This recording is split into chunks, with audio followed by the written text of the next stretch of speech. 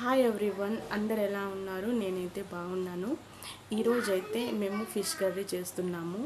మా మహారాష్ట్ర వాళ్ళం మేము ఫిష్ కర్రీ ఎలా చేస్తాము ఏంటి అని అయితే చూసేయండి. Let's get started. అమ్మ చేతి వంట. మా మమ్మీ అయితే ఈరోజు ఫిష్ కర్రీ చేస్తున్నారు. మదర్స్ డే స్పెషల్ అన్నమాట. ఇక్కడైతే వెజిటేబుల్స్ అన్నీ కట్ చేసి పెట్టుకున్నారు. ఇంకా ఇప్పుడు ఆయిల్ పోసి ఆనియన్స్ కూడా వేసేసింది. ఆయిల్ హీట్ అయ్యాక అప్పుడు ఆనియన్ వేయాలంట. అట్లా వేస్తేనే కూర టేస్టీగా ఉంటుందంట.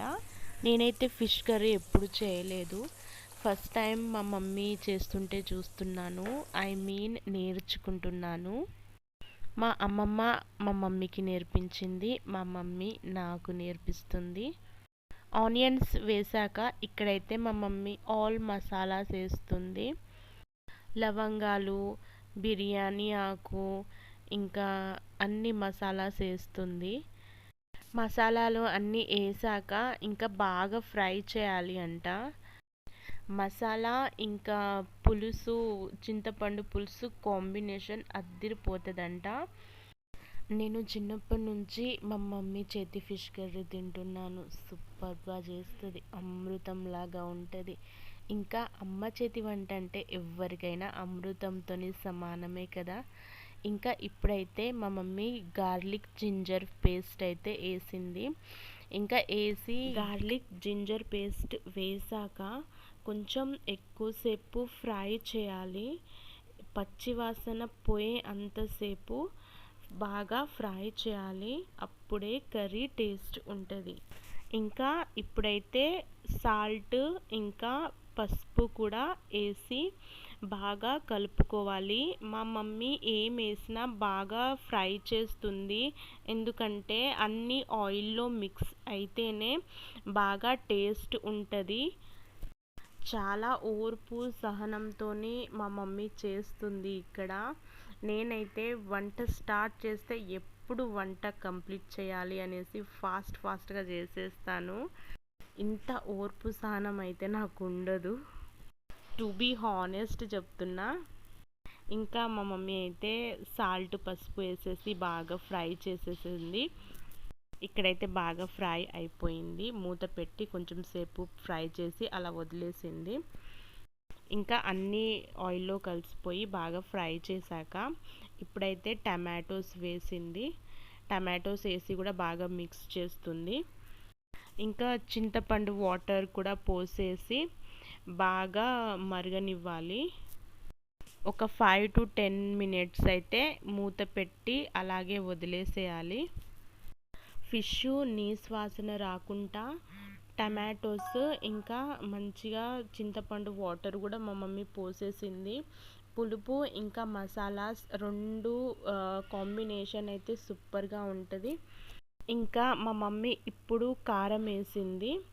కారం అయితే కొంచెం ఎక్కువగానే వేసింది. ఎందుకంటే ఇంకా చింతపండు కూడా మనం వేస్తున్నాం కదా, సో దాని కాంబినేషన్ బాగుంటుంది. కొంచెం కారం అయితే ఎక్కువగానే అవసరం అవుతుంది. ఇక్కడైతే మా మమ్మీ ఫిష్ కడుగుతుంది. ఫిష్ అయితే బాగా కడుక్కోవాలి. ఇక్కడ చింతపండు వాటర్ పోసింది కదా మా మమ్మీ, ఇంకా అదిని ఒక 5 minutes 10 minutes అయితే అట్లా వదిలేస్తుంది. బాగా మరగనివ్వాలి. ఇంకా ఆ వాటర్ బాగా మరిగిన తర్వాత ఇంకా ఫిష్ కూడా వేసేస్తుంది. కొంచెం అంతా మసాలా వేసింది ఇక్కడ, గరం మసాలా. ఇంకా ఇప్పుడైతే ఫిష్ వేసేస్తుంది. ఒక్కొక్కటిగా విరగకుండా జాగ్రత్తగా వేయాలి. మేము స్పైసీ ఫుడ్ ఎక్కువ తింటాం కదా, అందుకే మసాలా కూడా మేము ఎక్కువ వేసుకున్నాము, మసాలా కారం కూడా.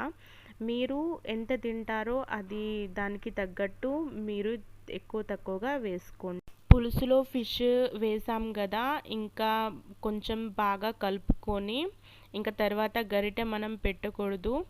ఒక 10 minutes అట్లా వదిలేసేయాలి. బాగా ఉడకనివ్వాలి ఫిష్ని. ఇంకా ఇప్పుడైతే మసాలా రెడీ చేసుకున్నాము. ఒక బౌల్లో నేను జీలకర్ర ఇంకా ధనియాలు తీసుకున్నాను. వీటిని కొంచెం ఫ్రై చేద్దాము.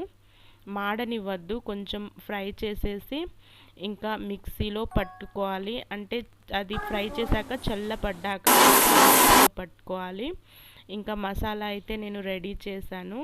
ఇంకా దీంట్లో ఈ ఫిష్ కర్రీలో కొంచెమే నేను మసాలా వేస్తున్నాను, ఎందుకంటే ఆల్రెడీ మనం గరం మసాలా అవి వేసాం కదా, అందుకే ఈ మసాలా అయితే నేను కొంచెం అట్లా పైన వేసేస్తున్నాను. ఇంకా ఒక 1-2 మినిట్స్ అలా ఉంచేసి ఇంకా గ్యాస్ ఆఫ్ చేసుకోవాలి. ఇంకా మా కర్రీ అయితే రెడీ అయిపోయింది. ఫిష్ కర్రీ అయితే చాలా టేస్టీగా ఉంది. ఒకసారి మీరు కూడా ట్రై చేయండి. Thank you for watching my video.